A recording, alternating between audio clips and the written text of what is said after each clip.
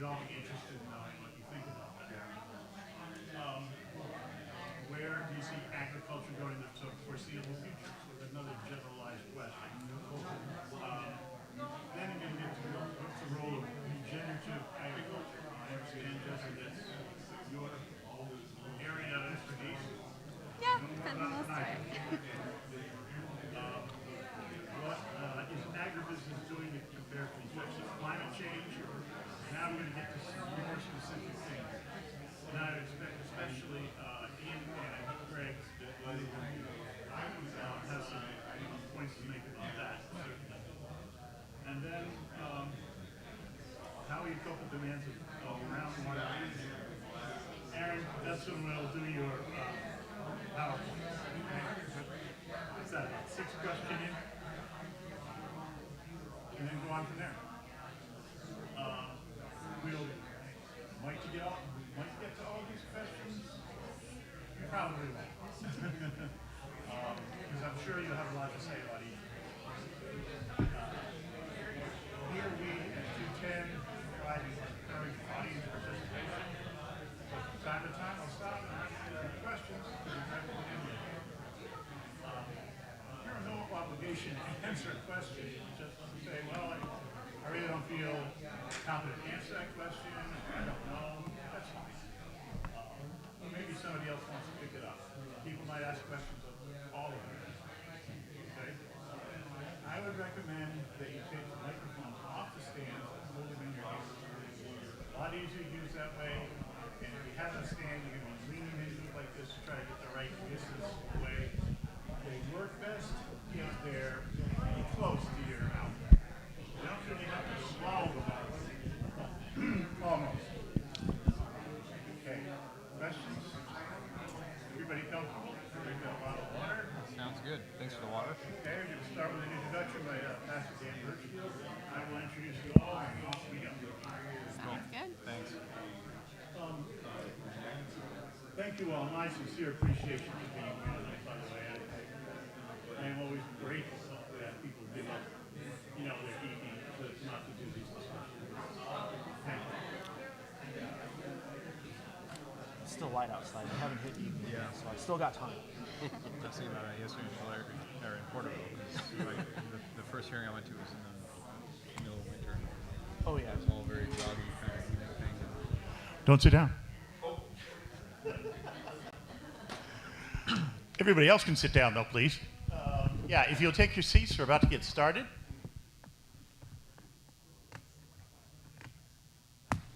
I love the way I can quiet a room like that. Don't you, Rev? You do a great job. Yeah, I do a great job. On behalf of Tulare County Voices at 210, my name is Paul Hurley. Welcome. I have the honor and privilege to introduce the pastor of First Presbyterian Church, Pastor Dan Birchfield. Welcome to 210. It is great to have you here for this Tulare County Voices at 210. Thank you to the panelists for coming to share with us the information you know and understand about ag in our community. Want to let you all know that I am sorry that the coffee bar is not open tonight. I had expected it to be, and it's not. So I hope that nobody is just absolutely craving and needing caffeine. But normally, if this is your first time coming, normally we do have the coffee bar open for coffee drinks and tea and snacks and sodas and things like that. So that will be for sure open at the next meeting. And I thank you all so much for coming. And First Presbyterian Church is so thrilled to be able to host this, offer this space once a month for these very, very important and crucial conversations about our community. And with that, Paul, take over. Thank you, Pastor Dan. Big hand for Pastor Dan and First Presbyterian Church, please.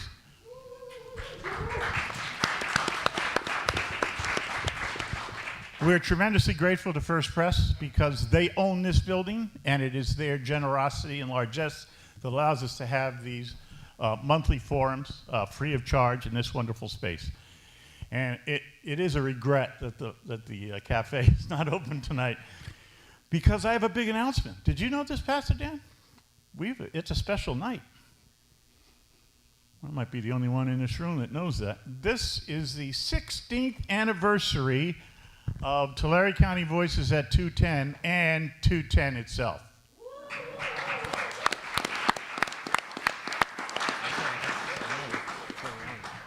2008, yep. April 2008. I'm not quite sure what the date was, but this is close enough to be an anniversary. It started out as 210 Connect, and it was kind of a clunky title, but you know, it caught on and people knew what it was, and they came. And in that 16 years, we have covered almost everything under the sun. Homelessness, city planning, education, childcare, elections. Nothing really centered directly on politics, but a lot of things that get around the political spectrum. Fort Visalia, we had a program on that one night, as I believe.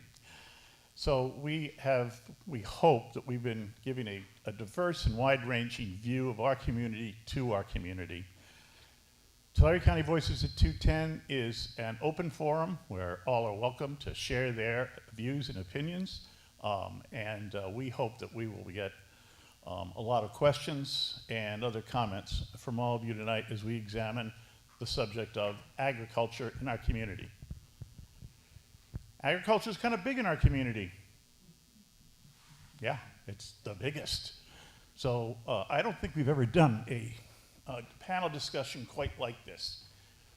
And we named it the Changing Landscape of Agriculture. I wanted to call it the Changing Climate of Agriculture, but somebody says that was too political, so we decided not to go there. But the point is that agriculture is faced with a number of challenges right now that are new and unique. Climate change, probably topping the list, are different and changing approaches to the use of water and other resources. Labor and how that fits in with the picture and the general economic, dare I use the word climate again, market forces, et cetera, they're always a threat to agriculture. So we assembled 4 people tonight to help us work through some of those different and changing issues for you. And again, please come with your questions. They want to hear them. I want to hear them. And we'll be kind.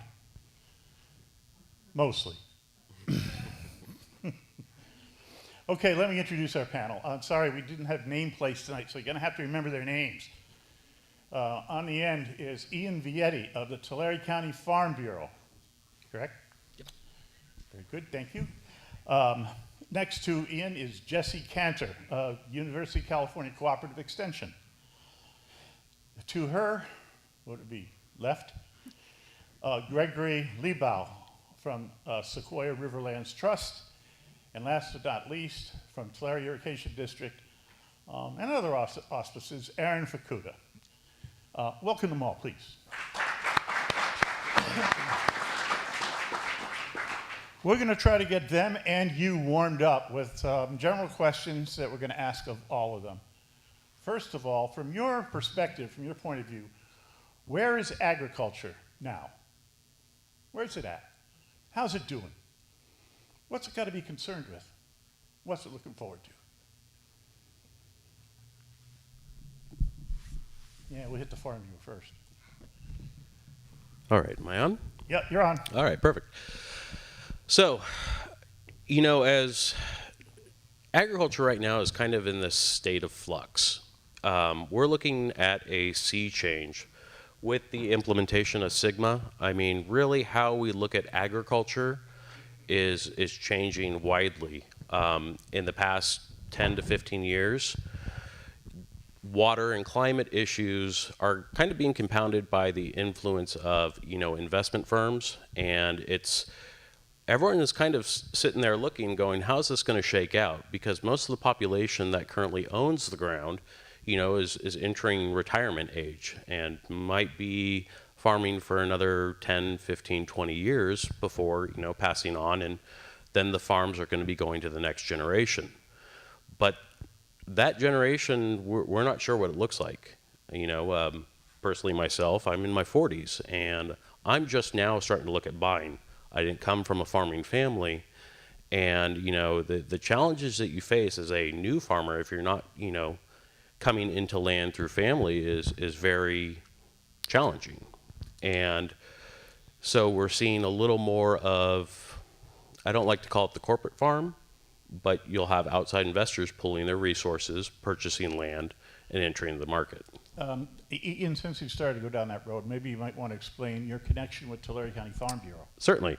So, I'm Ian Vietti. I'm the current treasurer of Tulare County Farm Bureau, so I'm on the executive team. In my day job, I work for a firm called Innovative Ag Services, where I'm the director of conservation. My role there is to help our approximate 450 farmers, covering about 200,000 acres, find and utilize government and other outside funding programs to help modernize and meet environmental challenges on their farm. Thank you very much. Anything else for now? Not for right now. It took you, I think, less than 2 sentences to get to Sigma. We're going to learn a lot more about that with Aaron Fukuda just a little bit later. But everybody hold that thought. Sigma, Sustainable Groundwater Management Act. It is a big deal, maybe the biggest deal happening right now in the Valley. Jessie? Hi, everyone. I guess just to kind of frame this question, I do work for the University of California Cooperative Extension, and I specifically work for their small farms program. And so the work that we do is focused on basically any type of support for small-scale farmers, really just kind of trying to help them stay afloat and kind of combat a lot of these forces that Ian was mentioning, like consolidation and corporate takeover of farmland, and also just, kind of helping farmers who want to get, or smaller farmers or newer farmers who want to get into farming to secure land. And so that being said, I guess the way that I would answer that question about how I feel like agriculture is right now is I would say it's too big in the Valley. I think that, just we are at a stage where the resources have been very over-extracted. And I know we are going to get into Sigma later, but just kind of thinking about things like water and how we've treated our soil, and how it's really important that we move in a direction where it will become necessary as a result of some of these new regulations, but just taking farmland out of farming and transitioning it into different types of land use. Okay, good. That's a good general overview of how you think about that. From the viewpoint of Sequoia Riverlands Trust, Greg? Everybody else made this look easy. It's not. You got to kind of yank on it. Yeah. Okay, so hello everyone. I'm Gregory Liebau with Sequoia Riverlands Trust, and our programs focus on long-term conservation work throughout the southern San Joaquin Valley, and we do work on farmland extensively in this particular area around Visalia, Tulare County, Kern and Kings County. And from my professional perspective, I would say that Sigma is the largest current force acting upon local agriculture. I'm also a sixth generation Valley resident, and all 6 generations leading up to me were farmers, starting back in the 1870s in the Hanford area. My perspective as a farmer is that Sigma and the other forces that are acting upon local agriculture are just another way to frame the kinds of monumental problems that have faced the agricultural industry throughout the course of the 20th century, as we've seen rapid development in technology, in the way that produce is shipped around the world, in the way that economic forces play upon the kinds of crops that are being grown here. The changes in the landscape have always been dictated by kind of outside external factors that put pressure on farmers to change, because changing your career may be one thing, but changing what it is that you're growing in the ground and making a profit on and a livelihood is a significant kind of life choice. So in some regard, I see agriculture right now and into the future remaining a resilient, locally successful and sustainable process, but changes are inevitable, as they have been in the past. And I think a lot of the things we're going to discuss later in this panel are going to reflect upon the changes that we may actually end up seeing on the landscape as we try to become sustainable in more ways than just the way that we extract groundwater, but also in the way that we treat the earth and the way that we expect the food that we put into our bodies to treat us. Last but not least, we're probably gonna get to Sigma like right away because it's already been invoked by everybody so far. That's why I'll just exit stage left. Just say left, yeah. I guess I'm the big deal in the room. Well, I'll tell you, we didn't want to make this whole panel discussion just about groundwater because there are a lot of other things going on, but it is the big one. So, Yeah, as you sensed, my name is Aaron Fukuda. I'm with Tulare Irrigation District. I'm the interim general manager of the Sequoia GSA. The most important part of that title is interim. So, and I think everybody is right. Sigma will change the landscape, but that does not just include agriculture. I think that's a landscape change for the communities. I think that's all across the board. Going back, you started off great, Ian, because that's kind of where I was going to head. Agriculture is just stressed out. And I'll tell you a little story. I was at dinner, because I believe that we only make progress while we're at the dinner table. So there's a group of us, there's a collective of folks called the Cooperative Action Plan. They're factions from very different entities that try and find the middle ground. So we're meeting with Environmental Defense Fund, the Nature Conservancy, groundwater sustainability agencies, water agencies, to try and figure out how we all achieve the same goal. We were at a very nice restaurant in Sacramento, and everybody was asking me how things were going in Tulare. And it just so happened that day, I was contacted by my staff because we were contacted by a large, basically an attorneys group representing a large client that just picked up, I think, over 1,000 acres with one check, right? And they were buying more ground also. And so I was telling them that, here I am, I'm getting a phone call. I need to meet with these attorneys because they're buying ground in TID and they want to understand what the water supply issues are. And the Environmental Defense Fund folks I was sitting next to in the Nature Conservancy said, "No explicative. Your enemy is my enemy?" And I said, whoa, I'm not saying they're enemies, but we are definitely seeing the transition of agriculture from what I grew up in, and I was born and raised in Hanford too, interestingly, which is my neighbor was a small grower with a couple hundred acres, and really I look at the way where I got in my position in life, it was on the back of agriculture. So if I look back at my education, my success, I was selling chicken dinner tickets to all the farmers to support my science fair project or whatever. I needed help. I needed some material to build a pneumatic car that I built for high school. A bunch of farmers got together and gave me all the parts I needed for that, right? So I look back at all these. I went to Cal Poly, ag-related school, all these other various things. So my heart is in agriculture, right? But I see the transition. In order for you to survive in agriculture, you have to have an attorney's team, make sure you secure the right property. You have to have an engineering or water resource team to make sure you have the water supply. Then you have a farm management team to carry out that. And then the profits go to another community, wherever that hedge fund is at, wherever that corporate center is at. So we see it in our local communities too. I saw it in Hanford happen. Change is hard to accept, but it will happen. We wanted an orchard. Yay, we got orchard. And then we got a Home Depot. Then we got a Costco. But if you look at where those profit centers go, that all that corporate money ends up in a corporate center that builds another Home Depot somewhere else, and that's fine.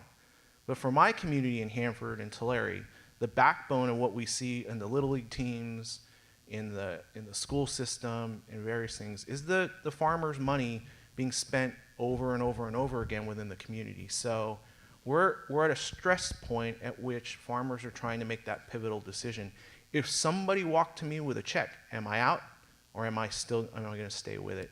My goal at the irrigation district is to provide a acceptable, I can't even say reasonable anymore, but acceptable path forward when it comes to their water supply, which is the first thing you need other than the ground. You need the ground and the water, then you buy your seeds and you go. So I'm trying to provide that, but without that, and Sigma's putting a lot of pressure on that, farmers are, it's an easy decision. If somebody walks up with a check that makes sense, you're going to cash out.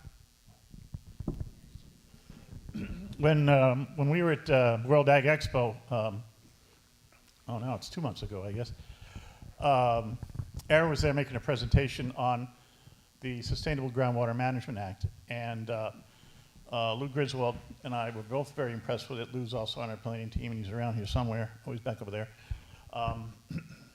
So we invited Aaron to show that PowerPoint to this group tonight, because it's very instructive, and I think maybe we just get it out of the way now so that we're all on the same page and we know what we're talking about. Everybody knows what we're talking about when we say Sigma. Is that okay? Yeah, we can do it, and I'll try and get through it as, you know, a quick primer. Oh, there we go. Okay. This is awesome. I'm going to get one of these. So just give you a landscape of where we're at. We're in the Sequoia subbasin here. It's a 440,000 acre subbasin. I better go back because I don't have the basics of Sigma. Sustainable Groundwater Management Act was passed in 2014. We were well into a multi-year drought. There were dry wells happening everywhere around us. However, what I want to posit with you is that the reason why we have Sigma is not because of declining groundwater levels. It was because of subsidence, so the sinking of the Earth's surface. NASA was producing a lot of reports that showed a significant amount of subsidence. Legislators were being shown these images, and essentially, Sigma had been, or some sort of groundwater regulation had been in the legislature's halls for decades, but in this prolonged drought, they couldn't withstand the urge to move forward with Sigma. I would even contend we needed to move forward with Sigma because we were overdrafting the groundwater system in an unsustainable fashion that had we not put a little pause on the brakes, we could have gone off the cliff to a certain extent. So we formed these groundwater sustainability agencies, brand new organizations, staffed ourselves up as best as we could with consultants, and started putting plans together. How are we going to manage groundwater sustainably? We are to manage it in the Sequoia subbasin here, and we broke into 3 groundwater sustainability agencies: the East Sequoia, the Mid Sequoia, and the Greater. The East is in purple, the Greater is in green, and the blue is the Mid Sequoia GSA. I represent the Mid Sequoia GSA. We're a partnership amongst the City of Tulare, City of Visalia, and Tulare Irrigation Districts. We're often called the Odd Bedfellows, and we were cast out as a failure. There's no way you guys are going to figure it out. You're going to fail day one. We're here today to tell you, and I'll tell you our story. It's working, and we've got positive movement, and things are still put together. The Irrigation District, I should not get ahead of myself. The Irrigation District is a 65,000 acre irrigation district, very old irrigation district. We were formed in 1889. We have about 300 miles of earthen canal, 1,300 acres of recharge basins. We have 2 water supplies that average about 150,000 acre feet per year. CVP contract off of the Frank Kern Canal up at Lake Millerton. And then we also have pre-1914 water rights off the Sequoia River. We are largely a dairy ag commodity market, but the nut crops are a significant portion of our portfolio. That scene is changing rapidly. The walnut and almond industry has taken a major hit, and we've had hundreds and hundreds of acres of walnuts and almonds taken out just in the last 2 years. Pistachios are still holding on, but they're following the lead of almonds, and there's quite a bit of plantings, and we hope we didn't hit that tipping point there. This is a graph where all good engineers like to go. We put everything on one chart and hope you understand it. But the bars on the bottom are surface water. The wiggly line in the middle is our depth to groundwater, not elevation. So as you can see, historically, we actually had increasing groundwater levels.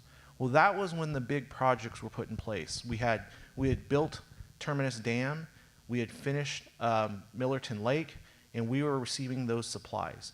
Now, if you notice, after the 80s and 90s, that surface water declined significantly. We're not going to be able to make out those years. So is that like a 50-year spread from what? Well, it's 1949 on the left and present? all the way to about present on the right.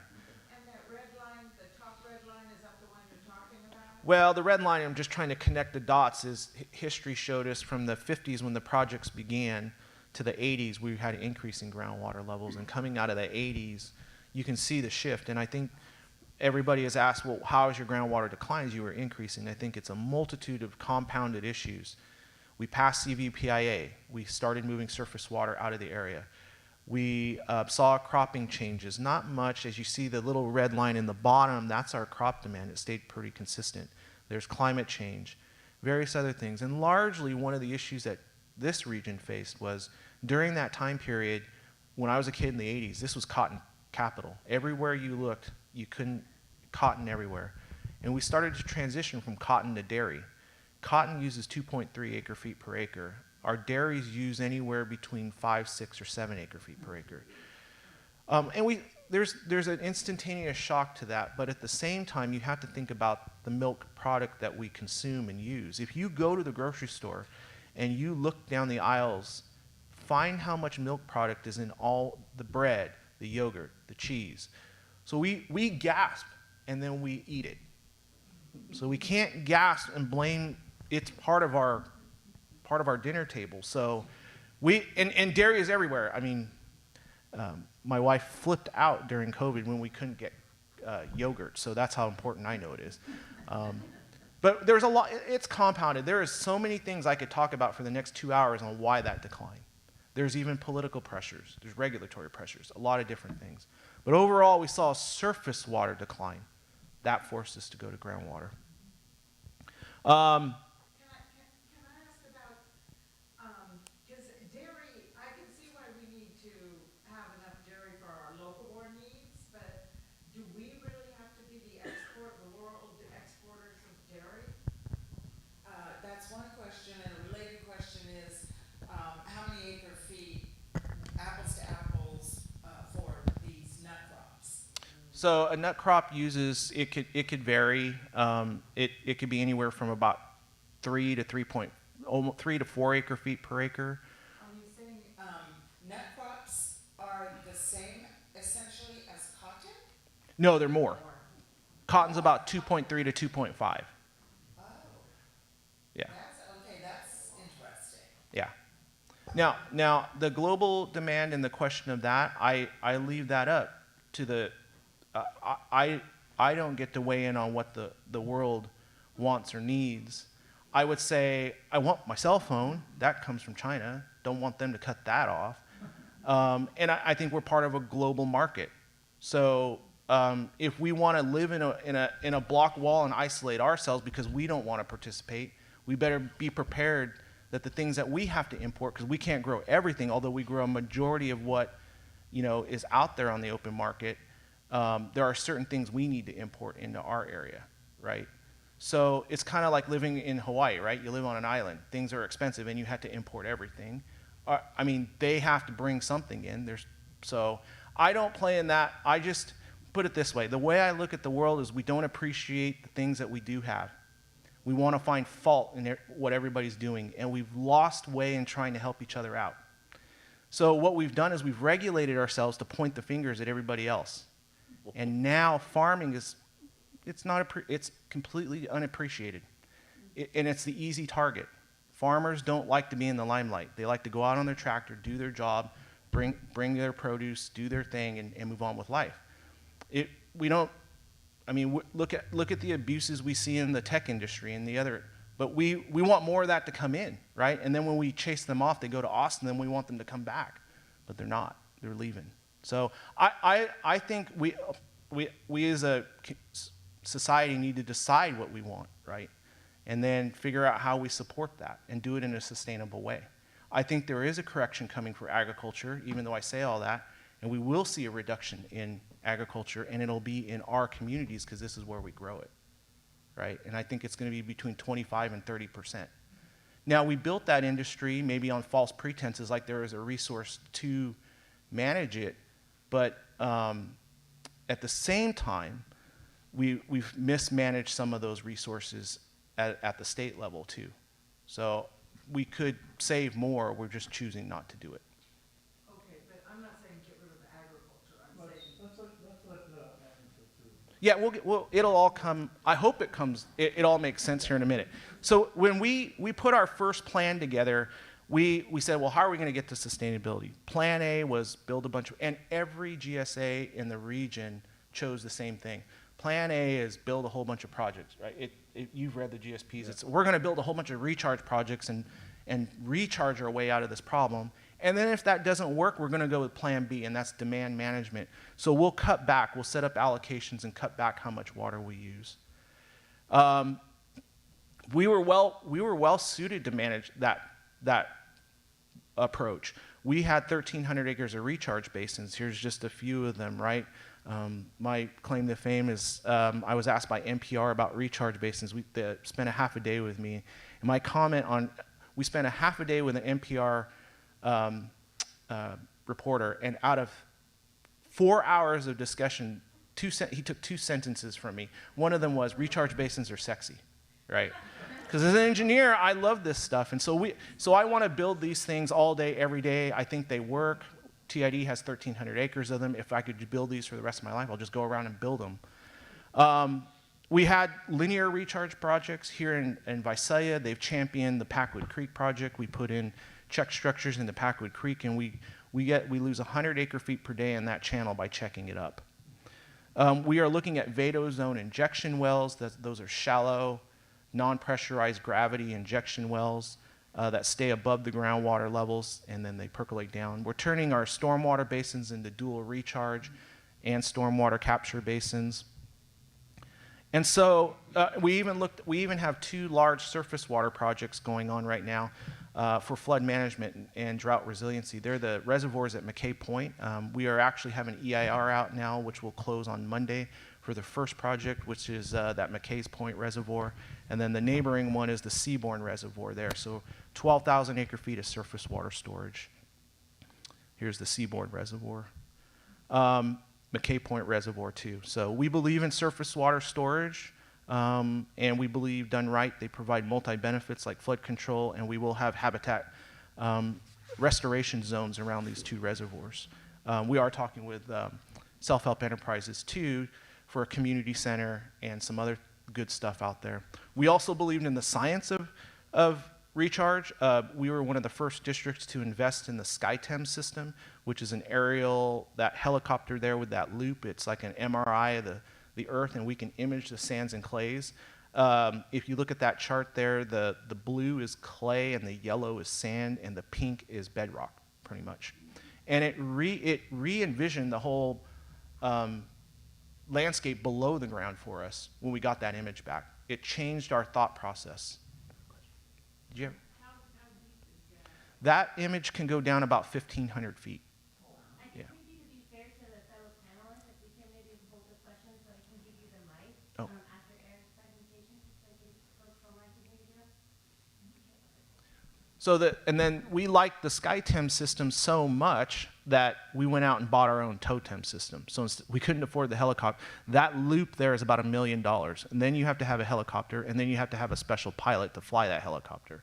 So we said, we can't afford that, and I'm not going to get my helicopter pilot's license. So let's buy a trailer unit here. And we were one of the first, we were the second delivery in the United States of a TOTEM unit. So we can drag this all around our farmers' fields, and those 2 fields in the corner there are farmers' fields that wanted to know where the sands are at. And this is how different academics is compared to engineering.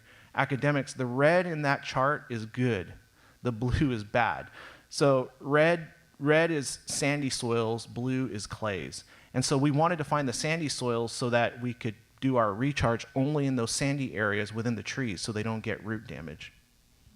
So we can do this. We go out regularly, help our farmers pick out their fields where they're going to do recharge. We had a grower that took out his almonds. He didn't know what he was going to put back in or turn it into his own personal recharge site. When we took the totem image, his field was so good for a recharge, he just left it open for recharge. But what happened in 2022, actually it happened in 2020 and 2021, was we realized that we had our plan wrong. Plan A isn't recharge projects, because you only really have a project if you have water supply to put in it, but we were in a drought. Plan A had to be the demand management. So in 2022, we propped up an allocation and cutback system. And if we were successful in the projects and brought water supply in, Plan A looked better. So we flopped the entire story. We're leading with demand management, right? And so that was controversial. In 2022, I have a board member and our attorney in the audience, so I feel safe to a certain extent. But they know that in 2022, you're lucky to see me up here on the stage. Because in 2022, we put into place a groundwater allocation system with a groundwater cap. We started charging growers for groundwater. And then we had no irrigation run, so we didn't deliver any surface water to our growers. And we passed a Prop 218 in our irrigation district that raised our taxes from $32 per acre to $140 per acre. So think about your property taxes. On top of your property taxes, you would increase your own personal home property taxes 4.5 times. And that's what our growers went through in 2022. Like I said, I told them at the beginning of the year, I told my directors, I'll be happy to see you at the Christmas party. And so it was a great Christmas party when we made it there. So that's what I look like in 2022, right? I'm the government, I'm here to help, I'm going to allocate, I'm here to cut you back, and it's going to be okay, right? And I'll tell you, this is what we developed, and it's a block system.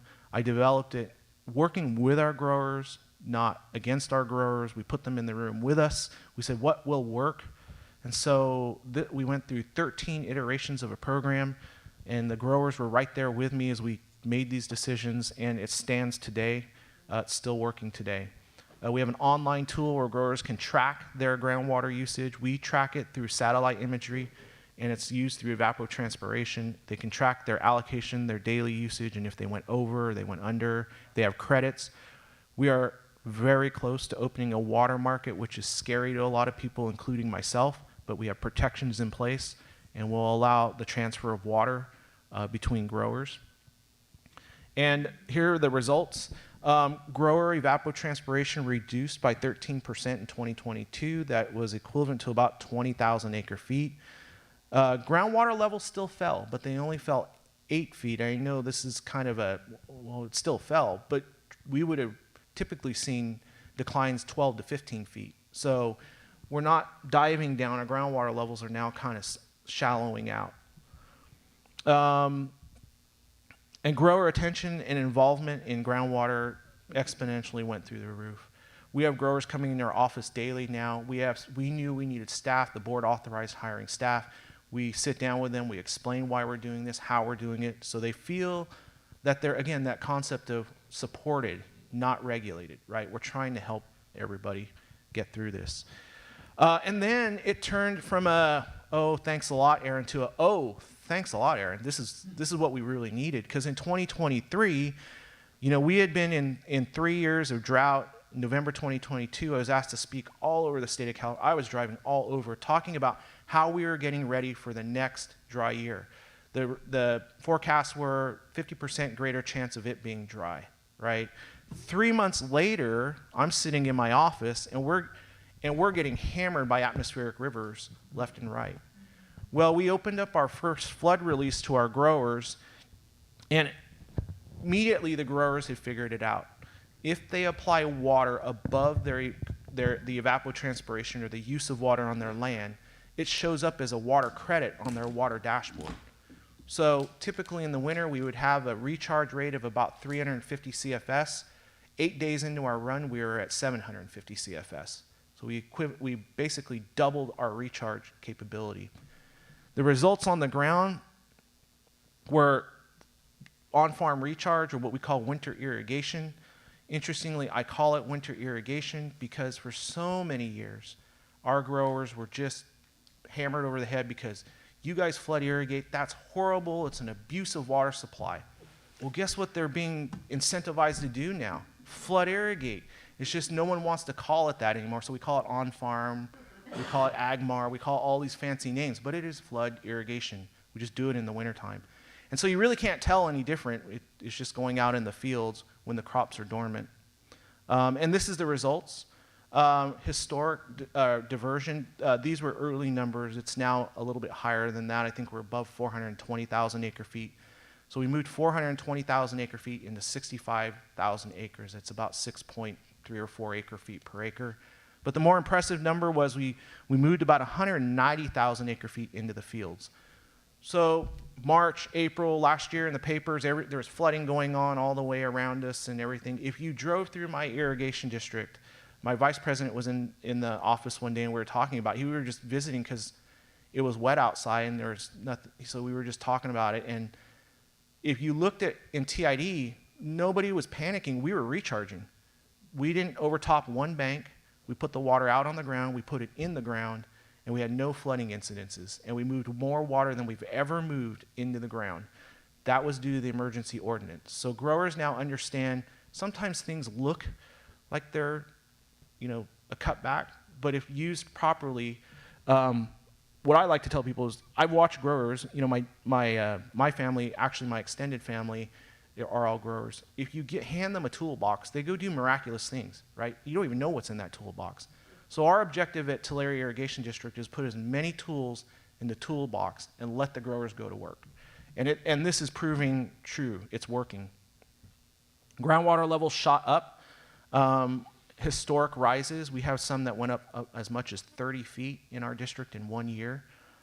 So the results are there. The highest rebounds we've ever seen is about 15 feet. So we almost doubled the rebounds in our groundwater system. So next steps.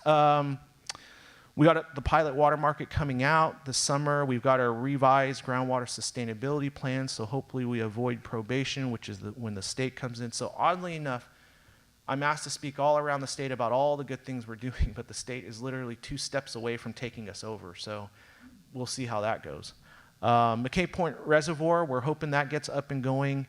And then I have a $57 million capital improvement plan for my irrigation district. That's tied to the fact that again, we were formed in 1889. A lot of the stuff that we use to move that surface water into our irrigation district is falling apart. We have structures that I tell my staff, don't even stand near it. It could fall on you. So we've got to get in there and get everything improved. So with that, I hope I touched kind of what we're doing here locally for ag.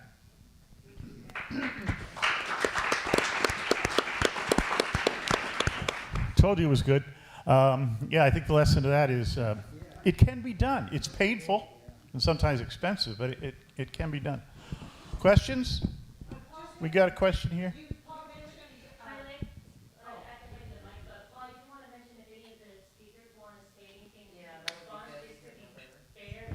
Yeah.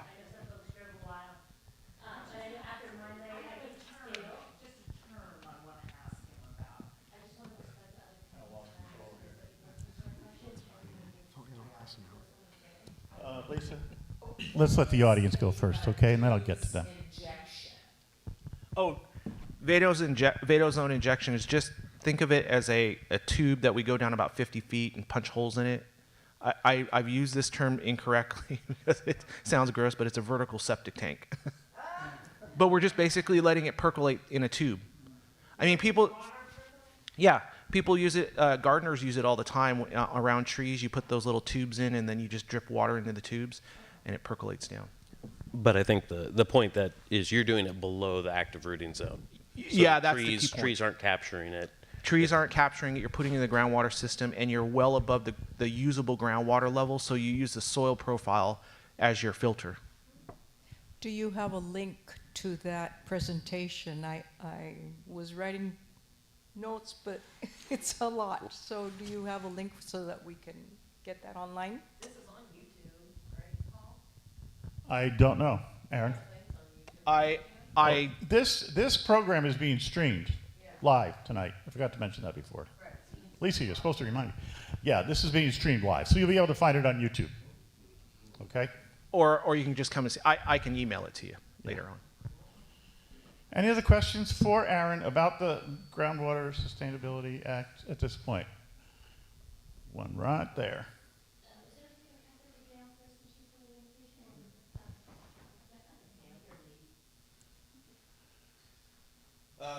Nice presentation, I appreciate it.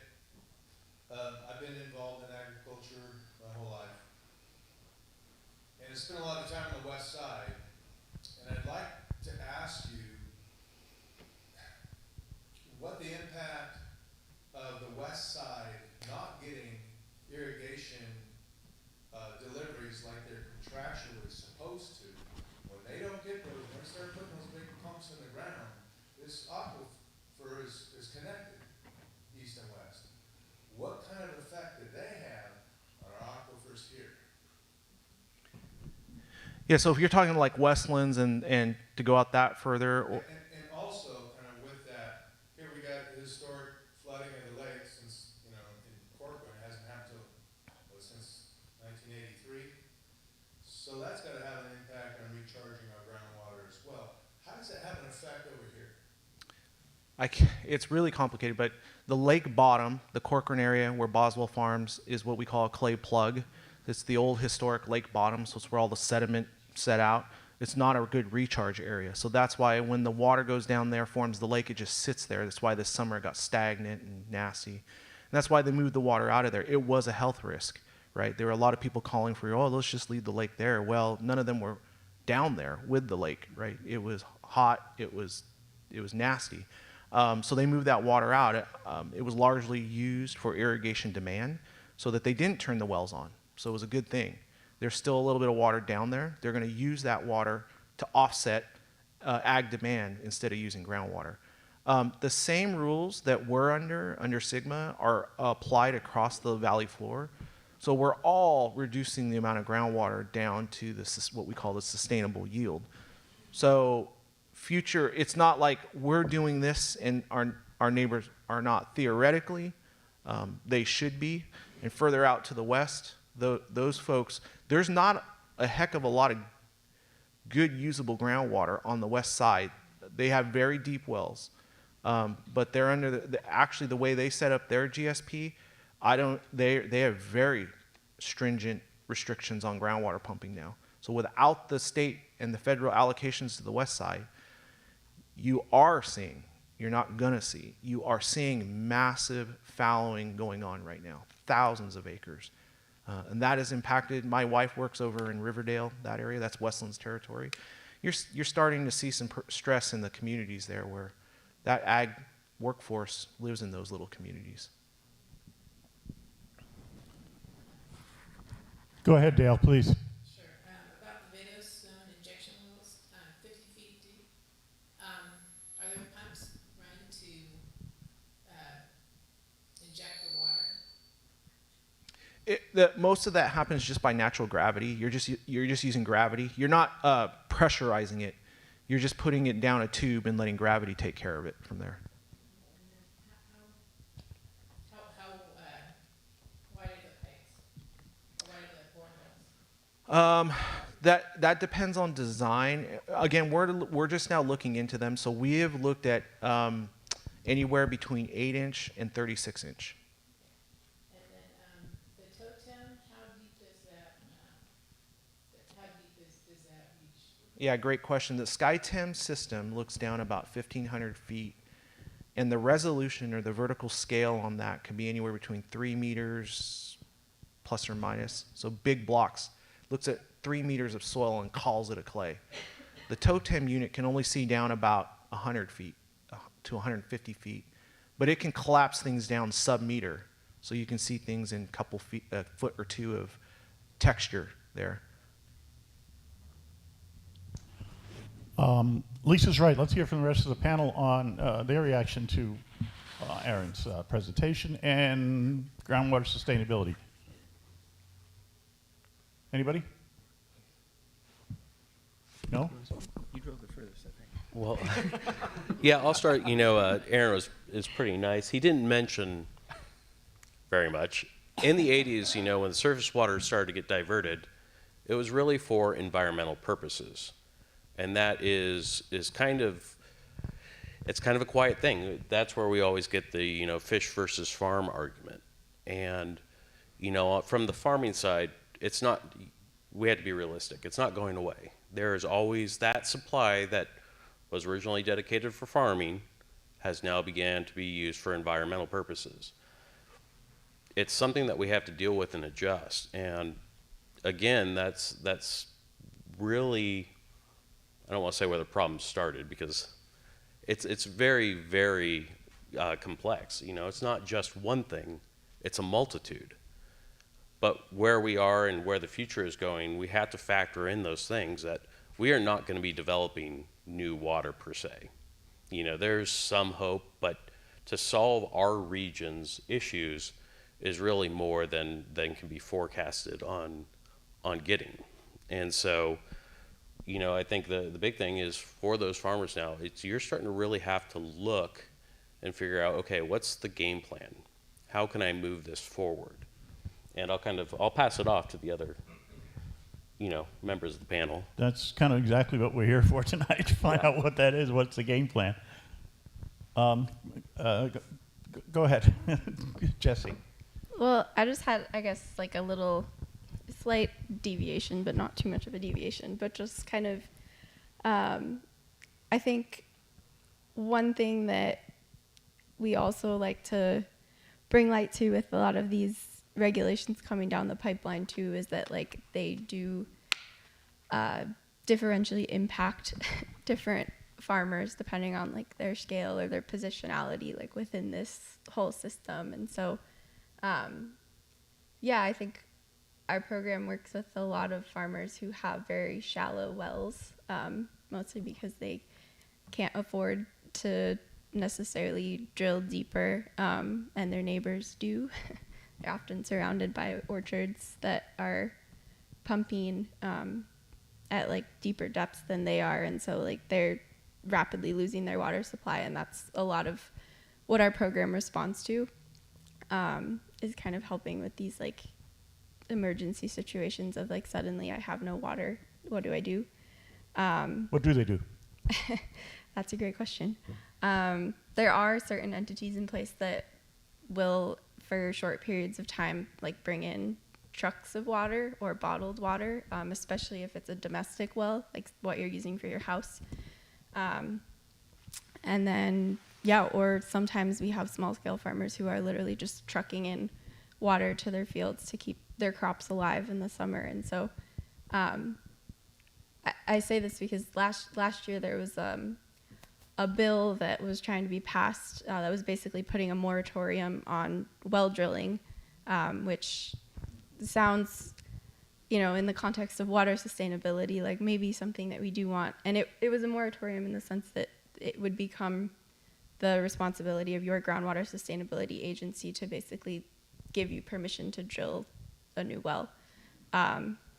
And yeah, like one of our program was kind of trying to help advocate against that, which sounds like, again, not moving in the direction of not wanting to sustainably manage groundwater, but also just like acknowledging that those rules and regulations do have like there are a lot of small farmers who like if they can't drill what they call like a replacement well, like they'll be out of business forever.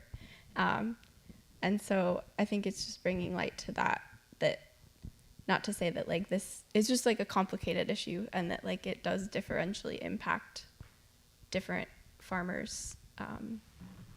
Yeah, I'll leave it there for now. Okay.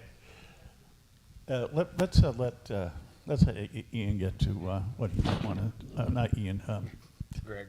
Greg. Okay, thank you. Your reaction to the groundwater system. Yeah, so land conservation is a tricky business to be in because we don't know what the land is going to look like or what landowners want to do with it in the future. And when we consider the implications of SGMA regionally, I think that the important thing to note about the presentation that was provided by Aaron and which focused on this area is not reflective of the way that groundwater is being managed or the amount of stress on groundwater systems throughout a lot of the rest of California. There's a very diverse landscape of subbasins coming out of the Sierra Nevada that provide some regions with much more stable groundwater resources, such as the Kings and the San Joaquin rivers.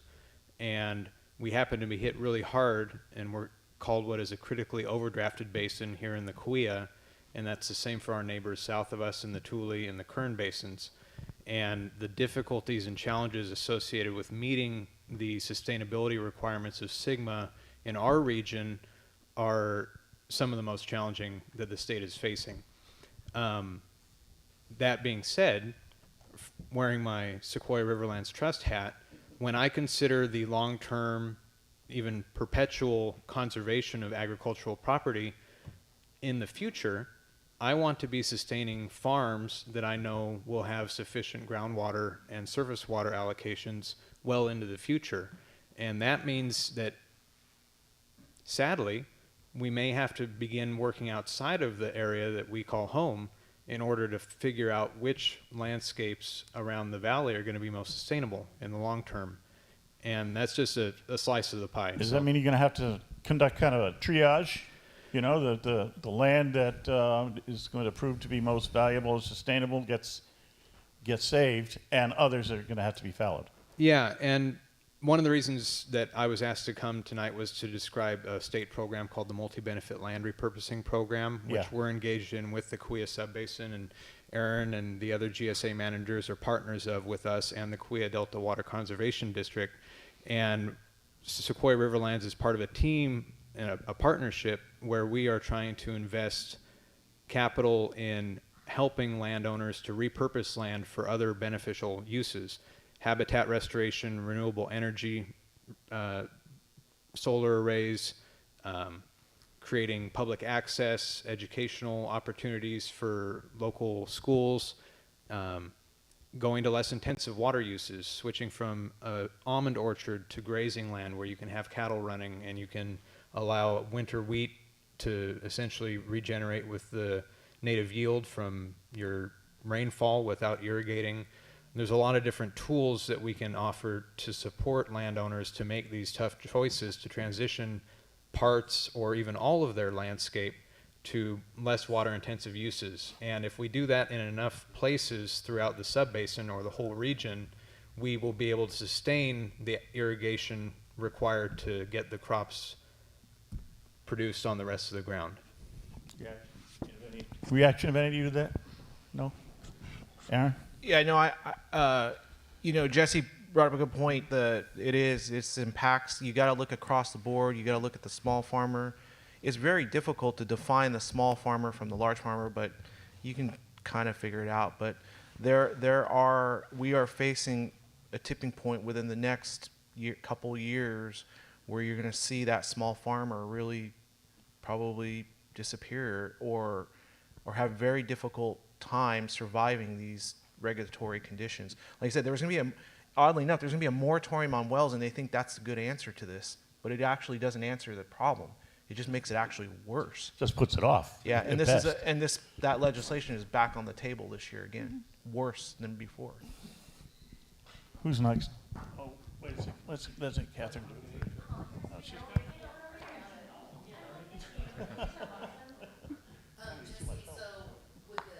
I thought it would be the opposite. Like I thought it would make sense that the small farmers would be, the SGMA would be an advantage to the small farmers. I guess not. Maybe you're shaking their head because some of the larger farmers would have to live within some restrictions, so they weren't pumping all the water out for the small farmers. Why is that not the case? If you could explain. 1 minute. Yeah, I was gonna say lot to unpack. But I don't know. I think part of this too is kind of going back to what was explained about like different plans, and also I should frame that I'm in Fresno County, so you know what your GSA is planning is, you know, it differs depending on where you're situated, but our GSA really focused on again, the recharge is kind of like the main plan. So they're putting in a lot of recharge basins, and that's not necessarily restricting pumping at this point. And also, like, a lot of it has to do with just kind of where, like, how deep is your well. And I think that especially when there was drought, like, I mean, there still is drought, but yeah, in the heat of the drought, when like Sigma was kind of being implemented, that was when a lot of people who had means were drilling deeper, and those who didn't weren't necessarily.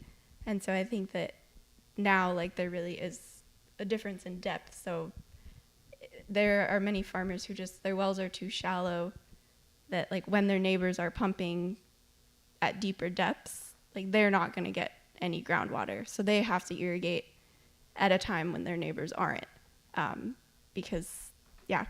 So does Sigma help or not the small farmer? Is it definitely the small farmer, or does it help the small farmer? Do you mind if I jump? Yeah, go ahead. So it kind of comes to it's really the economics of it. You know, unfortunately, generally the smaller your farm, the less wiggle room you have. And people have to keep in mind, you know, farming is one industry where one failure can knock you out. And those failures can be caused by things totally out of your control. Weather, pest, regulation, you know, yeah, labor. There's all sorts of factors. You know, during the 17 drought, I knew larger farms that were buying water on the open market at $1,500 an acre foot. If you have a 10 acre farm and you're trying to get by on, you know, 2,000, 2,500 net a year, are you going to be able to buy those 2 acre feet? It's not going to happen. And so, you know, Sigma, you know, I'm going to be frank. I think Sigma is going to accelerate consolidation, because the larger farms that have the ability to lend against their current assets and, you know, weather the storm until everyone else goes out, until markets, you know, basically stabilize, they're going to ride that out easier. Now, does it mean that the small farm is going away? No, absolutely not. There's always going to be niche markets where you can add value by, you know, when we look at sustainability, regenerative ag, organic, grass-fed, things like that are opportunities where sometimes it is easier on the smaller farm. But at the end of the day, you know, farming requires really 2 things: water and land. They're not making any more land unless you're one of the new islands in Hawaii. And water is becoming scarcer and more expensive. Ruthless business. Do we have any other questions back there? Okay. You have one? Go ahead. 2 questions. Why was Sigma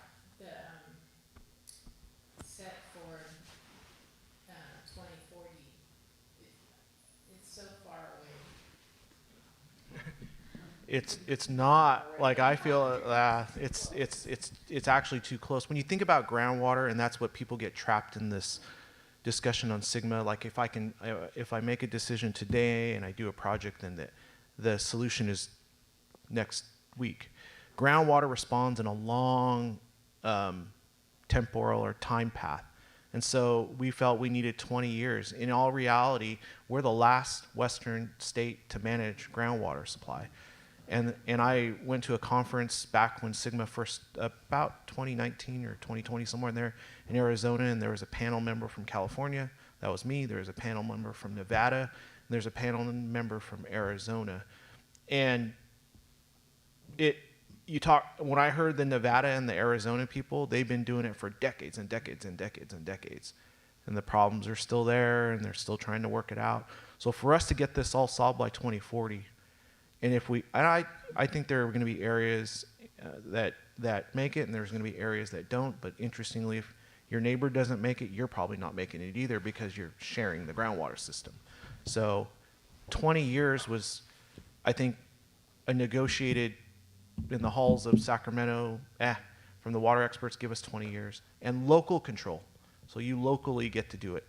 And if you don't make it, there's problems, and the state will step in, the State Water Resource Control Board. And then, we've all heard about the Frank Kern Canal subsidence and the fixes subsiding. There's subsidence under the fix now too. Why aren't they stopping that, the groundwater from being pumped out from under there? What? Wait a second. The lead engineer was there yesterday at the Thule thing, and he spoke. Yeah. It's very interesting. Hey Alex, what's my rope?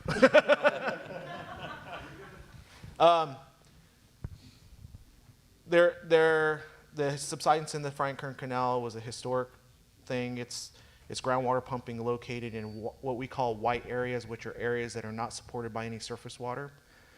And so we saw the declines in the groundwater system and the subsequent declines in the surface, and the sag in the canal. It was picked up by the Eastern Thule GSA, who manages that area there. They had a mitigation plan, or a plan to slow the pumping down and reduce the amount of subsidence. Again, the way these plans are supposed to work is you get 20 years to get to sustainability. You don't get to sustainability tomorrow. So we had a settlement agreement with the Eastern Thule GSA that they told us how much subsidence we needed to design for, and so we included that in the package. So we're designed for the amount of subsidence that they said they would achieve in 20 years, over 20 years. I would say they actually are subsiding at a greater rate than what was anticipated. So we are dealing with that issue right now. It's complicated. Among the fixes, the solutions perhaps, especially for smaller farmers, might be regenerative practices in agriculture. Could you explain those, Jessie, a little bit about regenerative farming and how that might help us all? Yeah. Well, it's kind of a debated. The definition of regenerative agriculture is a debated term. It's actually being discussed in the state legislature right now as to how they're going to define it for the state of California. But and that, you mean it went into the black hole then? Yeah, exactly. Yeah.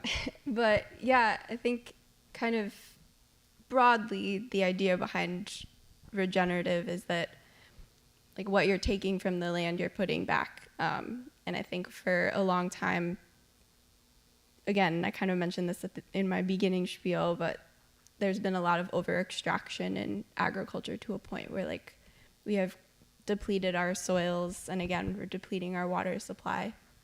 So the idea behind regenerative, and it's often focused more kind of on the soil when we talk about regenerative agriculture.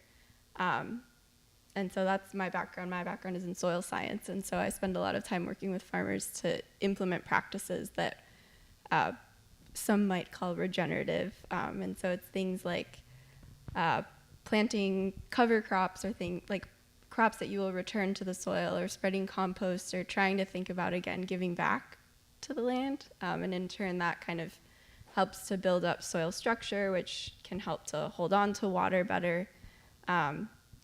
And then I guess another piece of that too is kind of thinking about reducing your dependency on chemical inputs, so things like synthetic fertilizers or pesticides, reducing your use of any sort of inputs that use greenhouse gas, or that create greenhouse gas emissions. So those are kind of like broadly buckets that fall into this idea of regenerative agriculture. And so I think in terms of like what is the role of that in the valley, I think it's necessary that we move in that direction.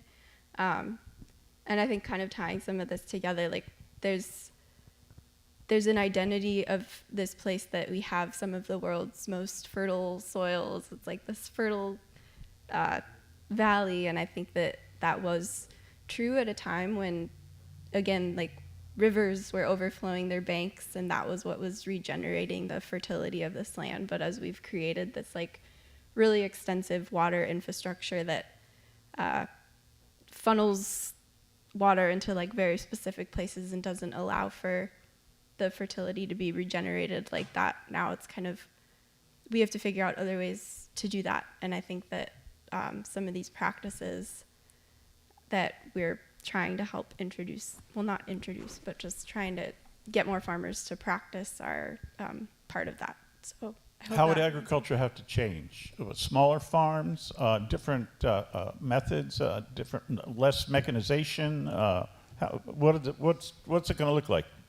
Yeah, I mean, again, I believe that it has to be smaller. I will, yeah, definitely continue to advocate for that. And I think a lot of that has to do with has to be more diversified. Our landscapes have to be more diversified than they currently are. You look around and see thousands and thousands of miles of the same crop, and that's not supportive of a healthy, thriving ecosystem. And I think if we really think about agriculture in that way, how do we think about creating an agro ecosystem as opposed to just this massive monoculture? And so I think that to diversify often it can require you to grow in smaller, more creative ways. And also I think that diversifying what you're growing and your income is also part of what helps create this resilience that we talk about in agriculture. And then honestly, I think that it's thinking about ways to do that outside of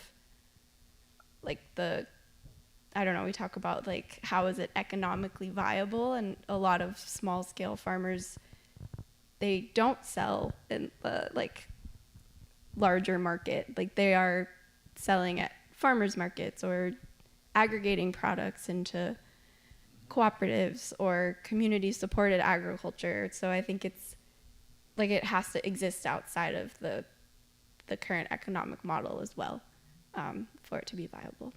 Those are big changes. And farmers, at least in this area, for some time have been accustomed to chasing the market. When cotton prices went up and there was demand worldwide, there was cotton everywhere. And when Asia was clamoring for almonds, everybody was putting in almond trees.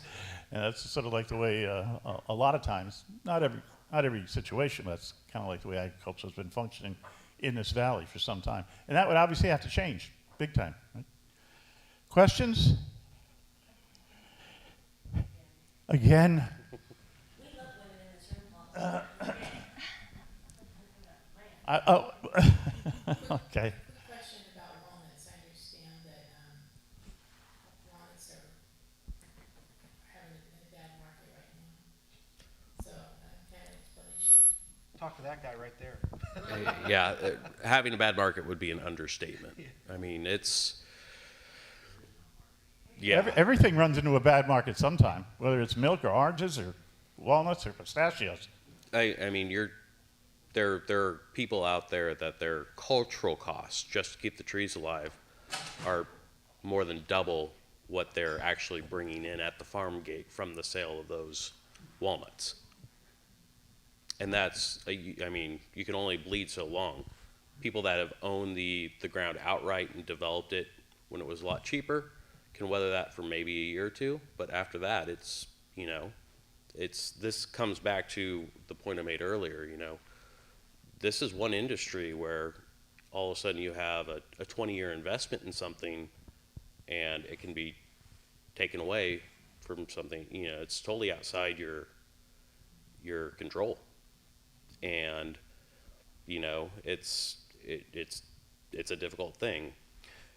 Kind of, when we look at the regenerative question, I'm actually engaged in that discussion right now.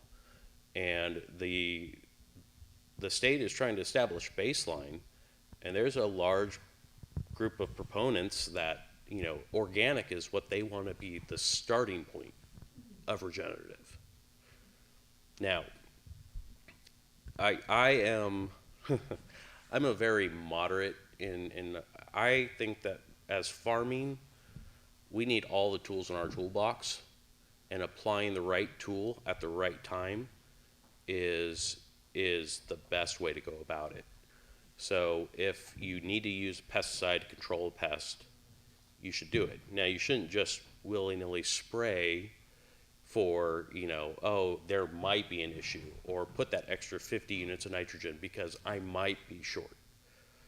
I'm very much a science-based, hey, let's take tissues. Let's make sure we're doing things. And nowadays, more than ever, I mean, the cost of the inputs are so great, there aren't people putting out a lot of extra nutrients. And unfortunately, you know, a lot of the legacy issues that we are seeing are when UC developed a lot of their guidelines in the 60s, 70s, and 80s, they were based on maximizing production. And environmental effects didn't really come into focus until the 80s. They started building the data sets, and then in the 90s and up to now, you know, we're finding, hey, maybe we should have focused on this a little differently. But when you get back to regulation, and then when we look at things with regenerative, I mean, one of the things that I really love is cover crops and using them as both green manure and to capture excess nutrients during the winter period so we can make those on-farm recharges happen. At the same time, if we're going off ET, that's showing green. And so the satellites, they're being docked water for something that is improving soil health, you know, sequestering carbon, capturing nutrients, and providing a bunch of benefits, and we're technically penalizing them for it. And so that's where, you know, again, farming is such a complicated industry in that, you know, it's not just the cost of the raw materials that you have to think about. When you're manufacturing something, you know, you can figure out, hey, this is my cost, these are my labors, this is what I need to make per unit. Farming is, okay, I've got the land, can I get the water, can I get the growth, are there going to be pests that cause losses, is the market demand going to be there, am I going to be able to get employees to pick, do I have to compete with $20 an hour at McDonald's where they have air conditioning versus 105-degree weather? I mean, that's all the factors that you have to look at in farming. And, you know, again, you're looking at maybe making $1,000, $2,000 an acre on average. Unless you have an economy of scale, are you going to want to go out there and work 80 hours a week on your 40 acres to make 40 grand? And by the way, that resource, if you're in a good water district at 30,000 an acre, that's a $1.2 million investment. And you have to make those predictions 15 years ahead of time, because that's when your crop's going to be ready.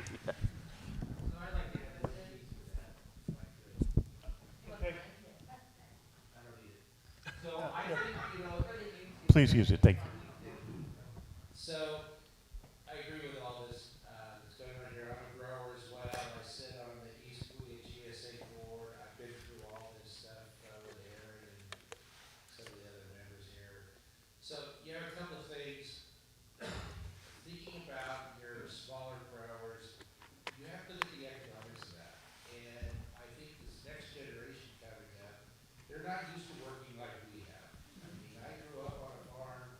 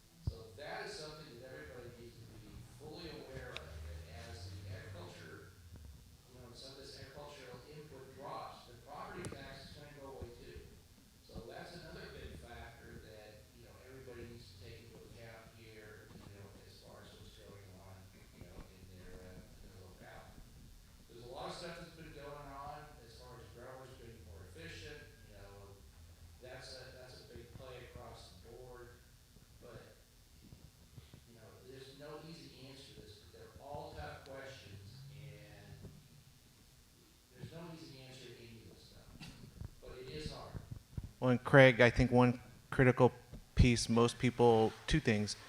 A lot of agriculture operates on debt, so you're not operating on, very rarely on clear, yep. And then second is generally ag is a price taker, not a price maker. So if you were able to pass your cost on, then the real market would understand, but they can't. And there's reasons for that. We won't go to the grocery store and pay what we really ought to pay for what we're eating. And number two is the person in the middle, the marketing is the price setter, right? Not the farmer. Now, there are industries or niches and or farmer, there are ways to work around that. We're actually seeing agriculture move around the traditional marketing and find avenues. I mean, Rosa Brothers locally is a perfect example of that. And I've worked and talked with them about what their future is, and it's tough. They're in a white area. I'm sorry, white area is a groundwater dependent, not racist. I know, I saw some eyes go, what? If I could speak for a moment to the costs and the economic factors involved in some of this. I came out of the stone fruit industry in the Kingsburg area before I started working in land conservation, and a lot of those middleman forces, which are essentially the salespeople in the office who don't deal with the fruit and the farm on the ground, communicating on a regular basis with representatives from major supermarket chains across the country or even globally, wheeling and dealing. It's a negotiation, it's a dance. The farming entity typically ends up on the losing end because we as a community are all competing against each other, even when we're neighbors. And if someone is willing to give a cent on a pound down the street, then they're going to make a sale when you will not. And it's an aggressive business when you have literally hundreds of millions of dollars of investment in land with one of these major companies like Kingsburg Orchards, or a great recent example is Prima Wawona going out, and the way that they were handled when they were purchased by one of these investment firms from back east. The knowledge of the marketplace and the ability to find buyers that understand the inputs that we put on the ground and in the labor and the resources necessary to sustain the businesses at any scale in agriculture, locally, across the state, globally, is something that's diminishing. That knowledge, that understanding among the people on the other end who are receiving it and distributing it in the stores across the country. And Aaron's point about the culture of our society, how we don't want to pay for the food, what we need to be paying to actually make it the ends meet. The fact is that those supermarket chains don't pay nearly as much to keep the lights on in those stores per pound as the producers pay to get the fruit actually grown and harvested and shipped. So traditionally there's a 50% markup or more per pound on most of the commodities and fresh produce that we have that we're growing when it gets to the supermarket. And that's creating a major barrier, because it used to be in the 80s and before that, you might only see a 20, 30, 40% markup on a lot of the fresh produce, and a greater percentage of the dollars being spent by the consumers were actually going back to the farming industry. And that alone has caused so many of the problems over extraction of resources, edge-to-edge farming, the deterioration of the last remnants of natural spaces that we have in the valley, the pressures on our irrigation districts to push the boundaries of where they're sending water conveyance. It's kind of the white elephant, because, as was mentioned, we can't do anything about those forces, at least as individuals or even as individual companies. You can't force Costco to pay you more for produce that they say they can get cheaper somewhere else. And if they want that much produce, or a particular amount of produce, and I'm talking millions of pounds from a single grower at certain sizes, certain qualities, certain times of year, delivered 100 pallets per week to a certain number of distribution centers. The work to get that done is unbelievable. It's staggering how many hundreds of people need to be involved in each one of these little packing sheds and operations that you see dotting the countryside here. And if those market forces were to reverse in the favor of the agricultural industry, a lot of the pressures that we're talking about today would be diminished, because there would be breathing room and we would have more time and resources to figure out these problems at a rational pace. So I had a question to bring back to regenerative farming, since this is about the future of agriculture. Aaron, starting with you for each panelist answer, is there a place for regenerative farming in the future, and is it economically viable in the Central Valley? Let's include that with a question about what's a farmer of the future look like, 25 years? But keep regenerative farming in front of mind on that question, okay? Aaron? I don't know all the intricacies of farming. I'm not even allowed to farm. I have a little ranch and I'm not even allowed in my own vegetable garden. So my brother, who's the PCA, has to come over and do my vegetable garden. I think, I don't know all the intricacies, but everything I heard, our growers are implementing the cover crops, the other things. Interestingly, on the cover crops, I want to challenge that it's punitive. Our growers look at it as a part of cost of doing business. They get the returns on the investment, but you cannot ignore that if you have a green plant going on a piece of ground, it takes water supply to do that. So if I ignore that water supply, then I ignore part of the water cycle, and I'm going to cheat myself on somewhere else. So we keep it in there. Everybody's doing it. It's a part of the system. We've got other actions going on. So I don't know all the details. I think it's here. I think it's beneficial. I think they're utilizing it. What farming looks like in 25 years, I'll speak to what I think is going to happen here locally. I don't know broad scale, but we'll probably see agricultural footprints reduce in the 10 to 15% easy. You'll see land values make big shifts. Like, I mean, you're going to find irrigation district ground, like somebody said it, we had ground going for 40 to 45,000 an acre, and you're going to see ground that doesn't have any surface water go for about 5 to 8,000 if you're lucky. So you're going to see a shift, and it's going to be these weird landscapes, and which is I'm afraid of. You're driving down the road, and then all of a sudden you end up in a wasteland, right? So working with Sequoia Riverlands, we're trying to avoid that cliff and try and do it in a wise fashion. So 25 years from now, I see a portion of our landscape change.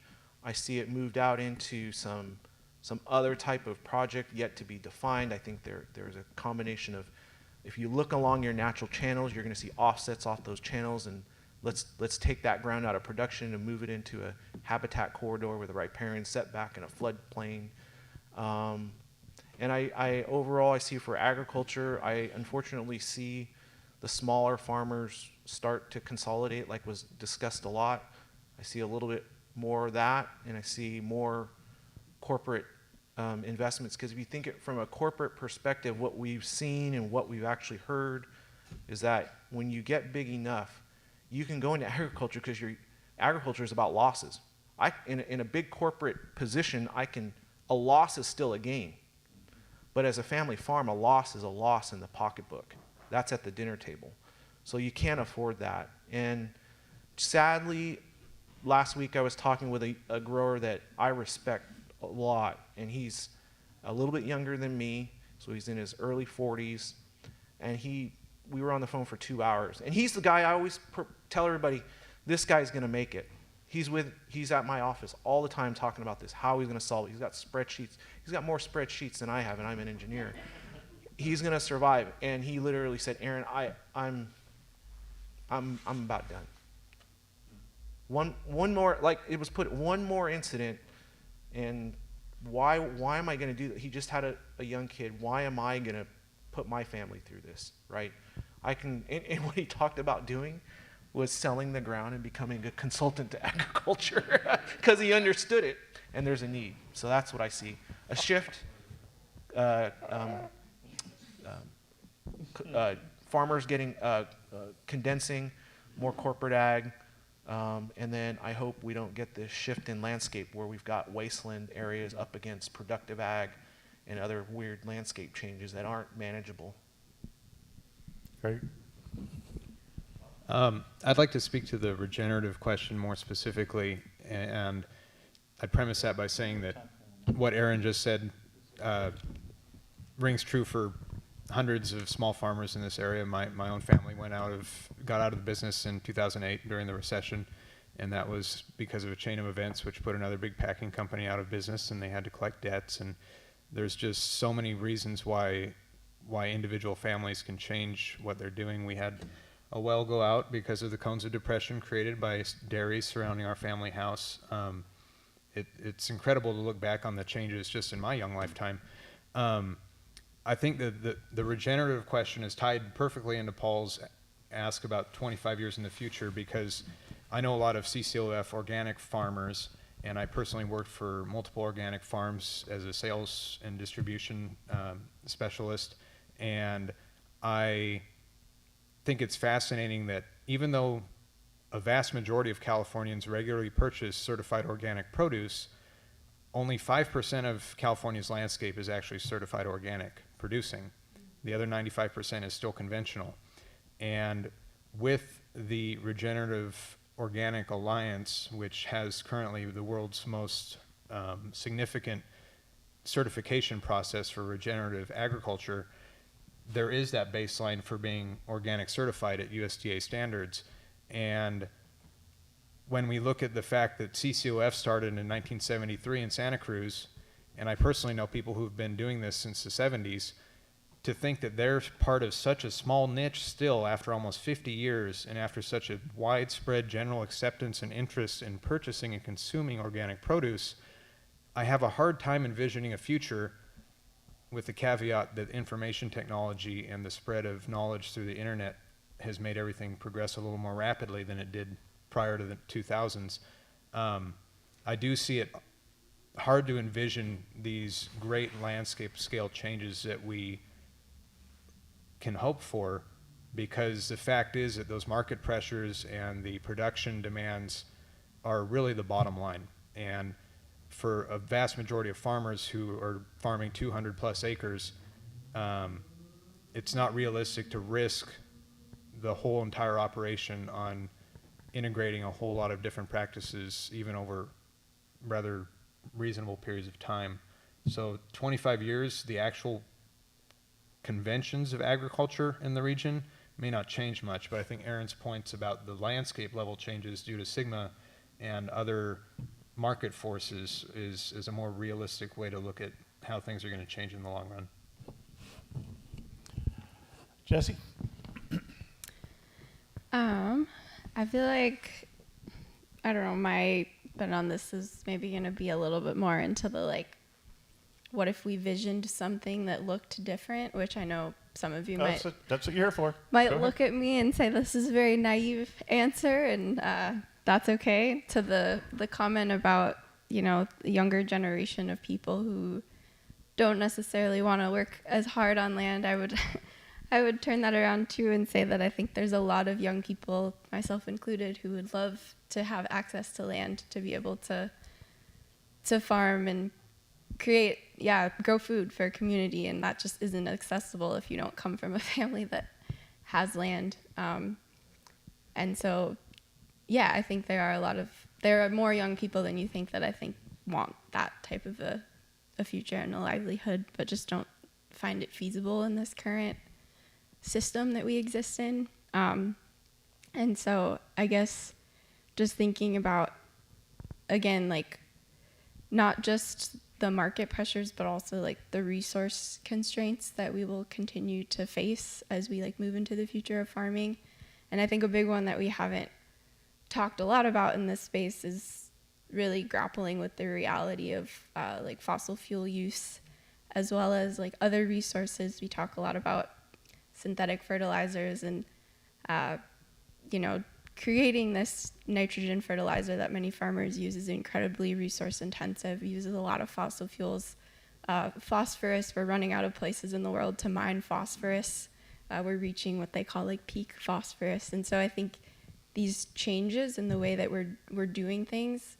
And maybe it's not going to be in 25 years, but I think we have to start thinking about this and like doing things differently, which is where I think a lot of these, again, regenerative practices come into play, and thinking about how do we really create the nutrients that we need or build the soil that we need like in place.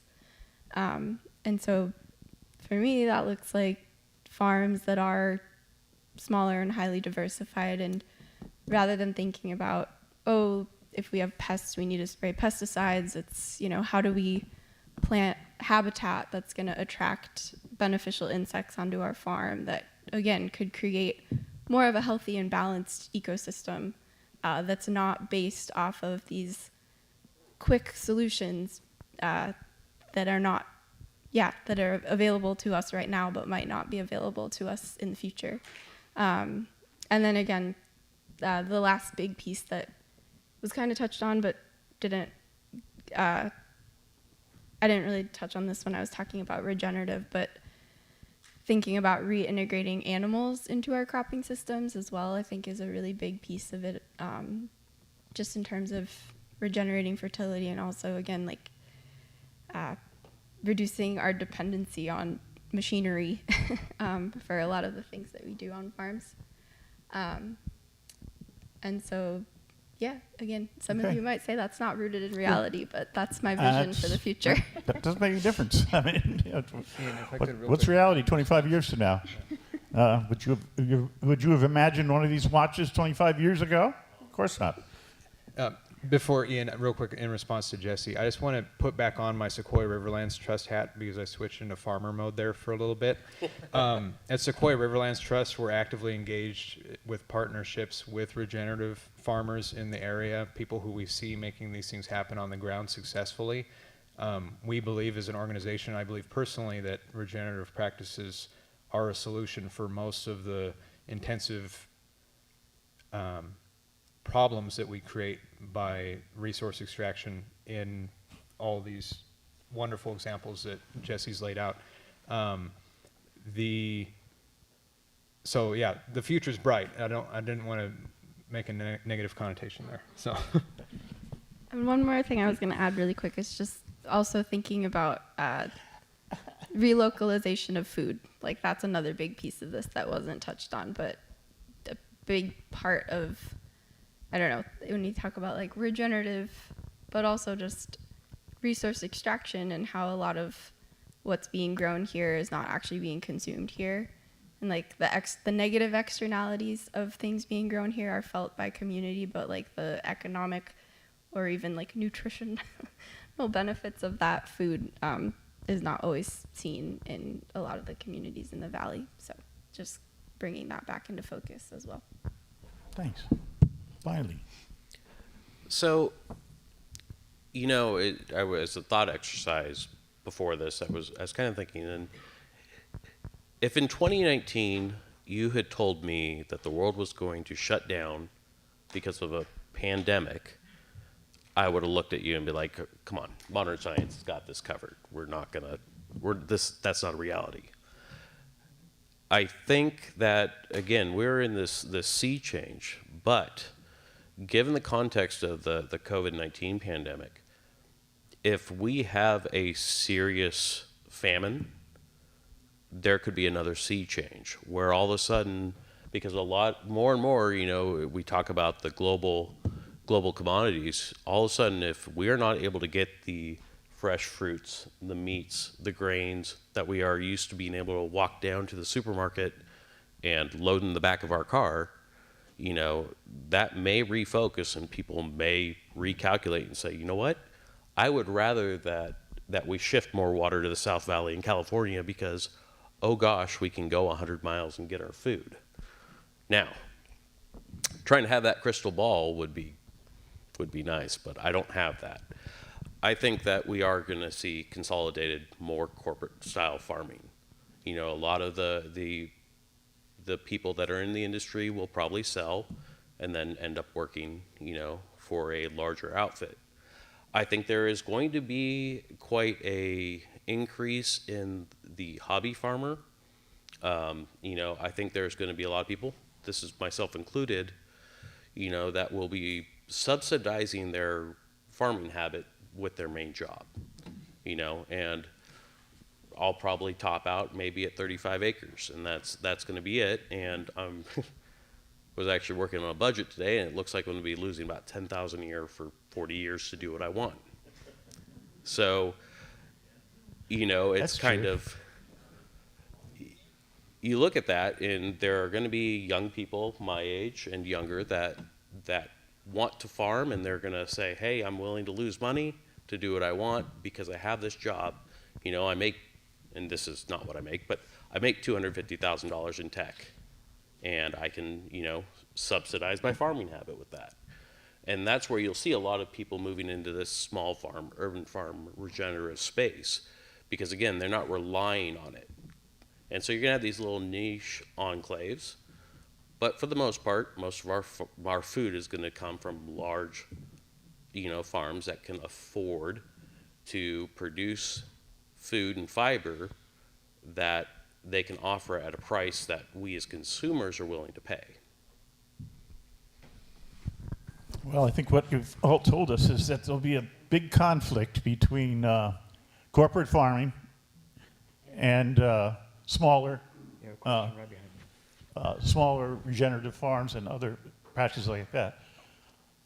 It's been a fascinating evening. I think we need, I'm sorry, we're done. We're out of time. We were out of time 15 minutes ago. It has been a fascinating evening. They've given us a lot to think about. We're going to have to bring this panel back and do this again, I hope, real soon.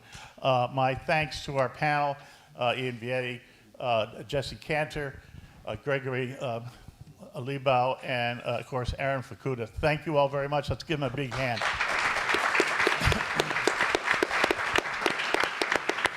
Hi, please sit down. I'm not finished. I'll tell you when class is over. Yeah. I want to do something I don't do enough, and that is to introduce the other members of the 210, the TC Voices at 210 planning team. Catherine Doe, if you would stand. Miley Melchodian, hiding back there in the corner where you can't see her. Lisa Alvarado, and Lou Griswold, who's hiding behind Miley. And Donna Kinshu, is she still here? She's hiding in the back too. Okay. These people come up with the ideas and the questions and track down our panelists like this so we can put on these forums once a month. So I think they deserve a little round of applause too. Next month, we will be talking about transportation and its many changes and the future of transportation as we begin the first forum in our next 16 years. Thank you all very much.